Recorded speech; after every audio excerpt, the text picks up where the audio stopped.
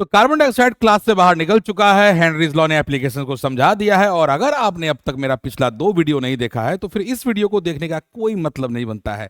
तो सर, अगर आप पहली बार आए हैं तो प्लीज जाकर पहले 2 वीडियो देख लें, नहीं मानो तो ना देखें। और अगर 2 वीडियो देख चुके हैं तो आइए, आपका स्वागत है इस वीडियो में। यहां हम क्या बात करेंगे, इस बार हम बात करेंगे न्यूमेरिकल्स की।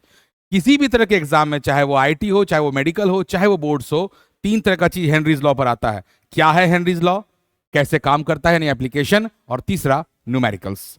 आइए, सबसे इंपॉर्टेंट कड़ी हम न्यूमेरिकल्स की बात करते हैं। हेनरीज लॉ के आधार पर कौन कौन से न्यूमेरिकल हैं। अगर आपने हेनरीज लॉ पढ़ रखा है तो आप एक काम कर सकते हैं, मैं आपके सामने जैसे ही सवाल, एक गेम खेलता, ठीक है भाई, एक सवाल लाऊंगा, वीडियो को कर देना पॉज, उसको खुद से बनाने का प्रयास करना, उसके बाद मैं सॉल्यूशन बताऊंगा, देख लेना। 3 सवाल करेंगे, नहीं 4 करेंगे, 4 करते हैं। चलो, एक इंपॉर्टेंट चैलेंज क्वेश्चन भी करेंगे, लास्ट में लेंगे चैलेंज क्वेश्चन। ओके, तो ये रहा हमारा पहला सवाल। सवाल आपके सामने है, क्या लिखा है, ये सवाल है कार्बोनेटेड ड्रिंक के आधार पर सवाल। ध्यान दीजिएगा, जितने तरह के सवाल हो सकते हैं वो बता रहा हूं मैं। At 25 degrees Celsius, the Henry's law constant for carbon dioxide in water is इतना मोल पर लीटर पर एटम। कहता है if the partial pressure of carbon dioxide above the liquid is 5 atmosphere, calculate the concentration of carbon dioxide dissolved in water। सवाल जब भी आपको numerical बनाना हो, अगर आपको बनाना है तो वीडियो को करिए पॉज और जाके खुद से बनाइए। अगर आपसे बन गया है या आपको नहीं आता है तो आइए समझते हैं। इस सवाल को अगर आप ध्यान से देखो तो यह सवाल आपका कब बन सकता है, यह सवाल बनेगा जब आपको फॉर्मूला पता होगा।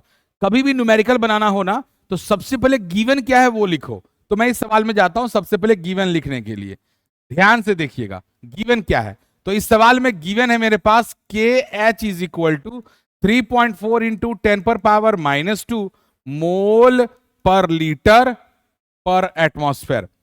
और इस सवाल में प्रेशर गिवन दिया है हमें 5 एटमॉस्फेयर और मांगा जा रहा है कॉन्सेंट्रेशन। हमने फॉर्मूला पढ़ा है, ये होता है KH इंटू P। अभी अभी हम लोगों ने जितनी ज्ञान ली है पिछले 2 वीडियो में, उसके आधार पर ये फॉर्मूला, मतलब सीधा ये लगा दीजिए, आपका आंसर आ जाएगा।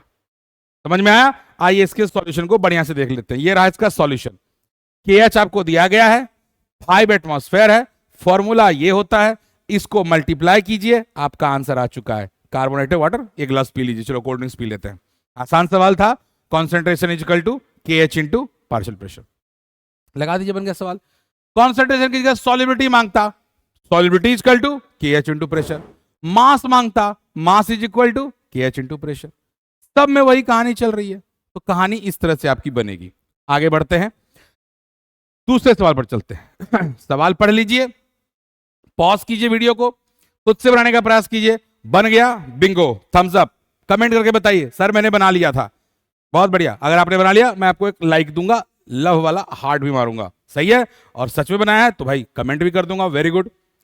मोल fraction form for a gas dissolved in a liquid, Henry's law is given by this, हमें पता है। तो कहता है the value of KH for oxygen in water at a certain temperature is इतना, if the partial pressure of oxygen is इतना, calculate the mole fraction of oxygen in water.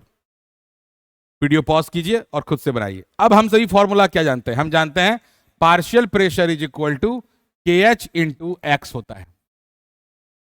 अब ये हमारा फॉर्मूला है, पार्शियल KH इंटू X। अब यहां पर हमें दिया क्या गया है भाई, तो पार्शियल प्रेशर हमें दिया गया है 0.21 एटमॉस्फेयर और KH का वैल्यू हमें दिया गया है 4.25 इंटू 10⁻⁴ एटमॉस्फेयर। तो partial pressure is equal to KH into X, so X is equal to partial pressure by KH। अब पार्शियल प्रेशर है 0.21, यह है हमारा 4.25 इंटू 10⁻⁴। इसे सॉल्व कर लीजिए।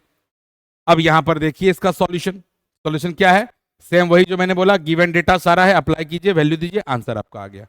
अच्छा, इस सवाल में एक और इंटरेस्टिंग, अभी ये बोलता कि नहीं नहीं नहीं वो सब मुझे नहीं चाहिए, मुझे ना मोल ऑफ सॉल्यूट दो। तब मैं क्या करता, देखो मेरे को मोल फ्रैक्शन आ गया ना, तो मैं कहता mole fraction is equal to n/n+n। क्योंकि n बहुत छोटा है तो उसको डिनाई करके मैं करता n/n।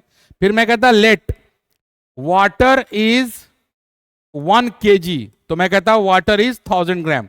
तो नंबर ऑफ मोल क्या हो जाता, 1000/18 बराबर 55.55। अब मैं क्या करता, mole fraction is equal to n/55.55 और x की वैल्यू मेरी कितनी आई है 4.94 इंटू 10 पर power -6 equal to n by 55.55. So n equal to लिखता 4.94 इंटू 10 पर पावर -6 इंटू 55.55 में लगा देता, मल्टीप्लाई करके सॉल्व कर लेता।